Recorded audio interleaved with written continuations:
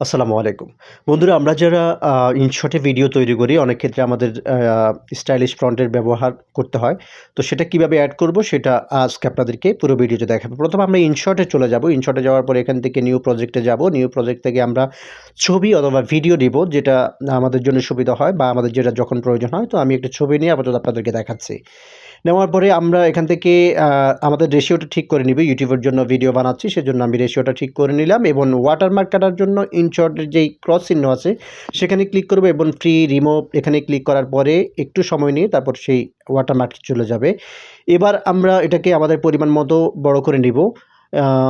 পরিমাণ মতো বড় করার পরে এবার আমরা আমাদের এখানে টেক্সটের প্রয়োজন হবে। আমরা এখানে টেক্সটে ক্লিক করব। টেক্সটে ক্লিক করার পরে এখানে আমরা আমাদের যেই লেখাটা সেটা লিখলাম। লেখার পরে এবার আমাদেরকে যা করতে হবে, আমাদের এই স্টাইলিশ ফন্টটা কীভাবে করতে হবে সেটার জন্য আমাদেরকে চলে যেতে হবে ক্রোম ব্রাউজারে। ক্রোম ব্রাউজারে যাওয়ার পরে এখানে লিখতে হবে Bangla font. Bangla font click করার পরে এখানে বাংলা ফন্টের লিপিগড়ের যে ওয়েবসাইট আছে সেখানে নিয়ে যাবে। নিয়ে যাওয়ার পরে আমরা একটু স্ক্রল করলে দেখতে পারবো অনেক ফন্ট। সেখান থেকে আমরা আমাদের পছন্দ মতো স্টাইলিশ ফন্টগুলো সিলেক্ট করব। তো আমরা একটু নিচে স্ক্রল করলে দেখে পাবো ফ্রি ফন্টে ক্লিক করার পরে এখান থেকে আমরা একটি ফন্ট আপাতত আপনাদেরকে ডাউনলোড করে দেখাচ্ছি। প্রথমে আমি ডাউনলোড অপশনে ক্লিক করব। ডাউনলোড অপশনে ক্লিক করার পরে এখানে একটু নিচে স্ক্রল করলে দেখতে পারবেন যিনি এই ফন্টের প্রবক্তা তার নাম আসবে।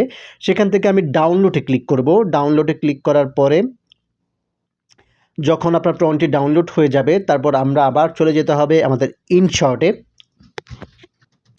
ইনশটে যাওয়ার পরে এখান থেকে আমরা যেই লেখাটা লিখলাম সেই লেখাটাকে কীভাবে স্টাইলিশ করব, যেহেতু আমাদের এখন স্টাইলিশ আছে তারপরে কিভাবে আমরা আমাদের এই ইনশটের ফন্টের মধ্যে আমরা সেই স্টাইলিশ ফন্টটা নিয়ে আসব সেটা এখন আপনাদেরকে দেখাবো। তো প্রথমে আমি লিখে নিলাম আমার সোনার বাংলা আমি।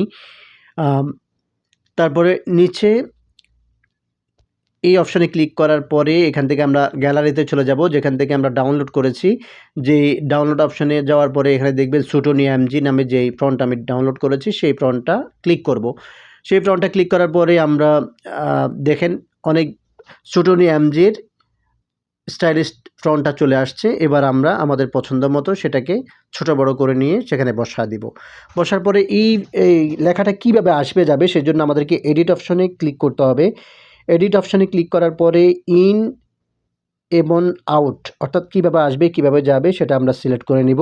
তারপর আমরা আমাদের যতটুকু দরকার ততটুকু রেখে সেটাকে ছোট বড় করে নিব। তারপর এটাকে ডুপ্লিকেট করব, অর্থাৎ ডুপ্লিকেট করার পর আবার আমরা এটাকে এডিট করব।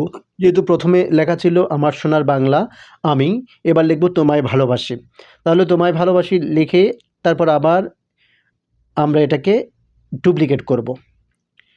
ডুপ্লিকেট করার পর এখানে লিখব চিরদিন তোমার আকাশ। অর্থাৎ আপনারা যারা কবিতা এবং গান এডিট করতে চান তাদের জন্য এটা খুবই প্রয়োজনীয় এবং খুবই জরুরি।